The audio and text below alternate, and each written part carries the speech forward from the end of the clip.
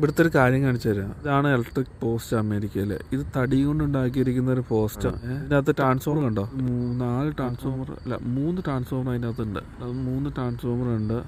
ആ ട്രാൻസ്ഫോമറിൽ നിന്ന് power line, service line ഇങ്ങോട്ട് ഈ കെട്ടിടത്തിലേക്ക് ഇങ്ങനെ കൊടുത്തേക്കണം കണ്ടോ. ഇന്ത്യയിലൊക്കെ ആണെങ്കിൽ അങ്ങനെയല്ലല്ലോ. ഇന്ത്യയിലൊക്കെ ആണെങ്കിൽ ട്രാൻസ്ഫോമർ ഒരു സ്ഥലത്ത് വെക്കും, എന്നിട്ട് പിന്നെ അങ്ങനെയല്ലേ പോകുന്നത്. ഇതാണെങ്കിൽ ഹൈ വോൾട്ടേജ് ലൈൻ മേളിക്കൂടെ വരും, എന്നിട്ട് പിന്നെ നമുക്ക് ആവശ്യമുള്ള വോൾട്ടേജ് ലൈനിലേക്ക് ആക്കിയിട്ട് ട്രാൻസ്ഫോമർ മാറ്റിയിട്ട് ഓരോ കെട്ടിടത്തിലേക്കാണ് പവർ സപ്ലൈ ചെയ്യുന്നത്.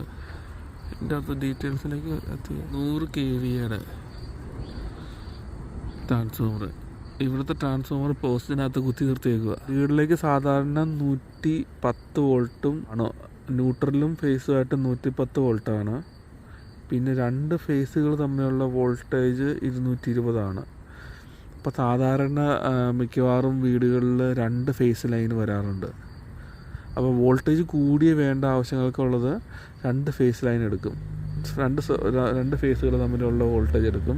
പിന്നെ സാധാരണ വോൾട്ടേജ് കുറഞ്ഞ ആവശ്യങ്ങൾക്ക് വേണ്ടിയിട്ട് ഫേസും ന്യൂട്രലും തമ്മിൽ എടുക്കും.